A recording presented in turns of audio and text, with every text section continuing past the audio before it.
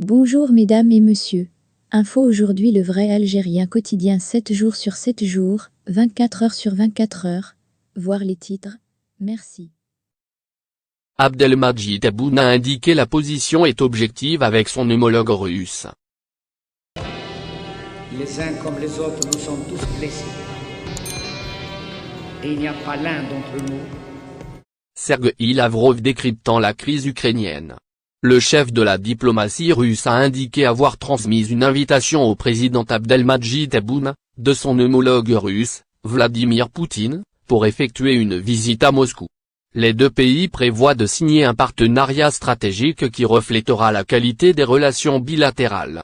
En visite officielle en Algérie, le ministre russe des Affaires étrangères, Sergueï Lavrov et sa délégation ont été reçus par le président de la République, Abdelmadjid Tebboune.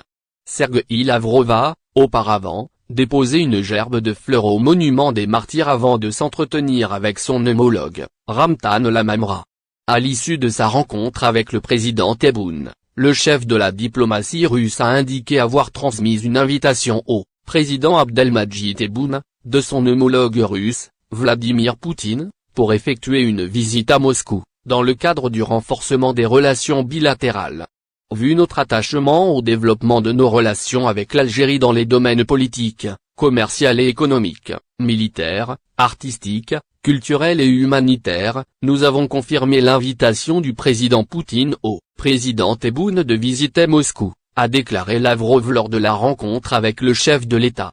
À l'occasion, plusieurs dossiers d'actualité ont été abordés. Outre la coopération bilatérale, l'énergie, le dossier malien, la lutte antiterroriste et la crise ukrainienne ont dominé les débats.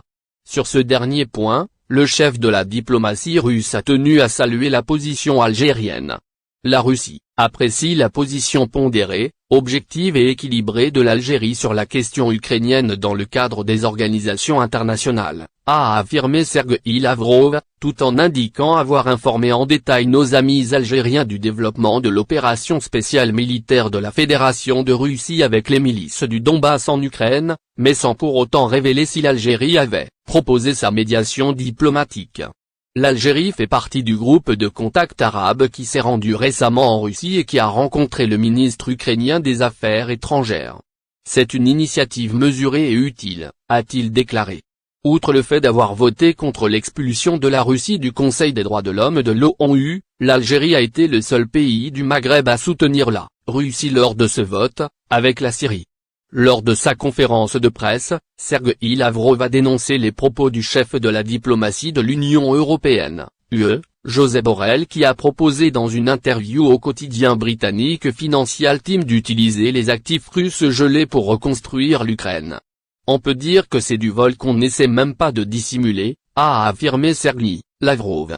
Concernant la crise au Mali, Sergueï Lavrov a déclaré que son pays est convaincu que la solution viendra d'un dialogue intermalien afin de mettre en œuvre l'accord de paix signé en Algérie en 2015, soulignant qu'imposer de nouvelles sanctions aux autorités actuelles sera contre-productif.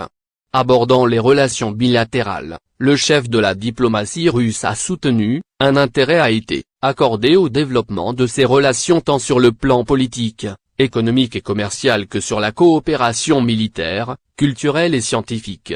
À cet égard, les deux pays prévoient de signer un partenariat stratégique qui reflétera la qualité des relations bilatérales.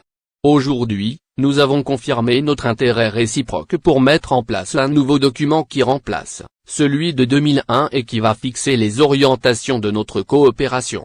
Nos échanges commerciaux ont dépassé les 3 milliards de dollars l'an dernier et nous espérons que cette tendance va se poursuivre, a-t-il précisé, annonçant l'intérêt des entreprises russes à nouer des partenariats avec des opérateurs algériens dans les domaines de l'énergie et des ressources naturelles. Des opportunités économiques à étudier lors de la tenue très prochainement à Alger de la réunion de la commission mixte de coopération entre les deux pays. En plus d'être des alliés politiques depuis la guerre d'indépendance, Alger et Moscou entretiennent une solide coopération dans les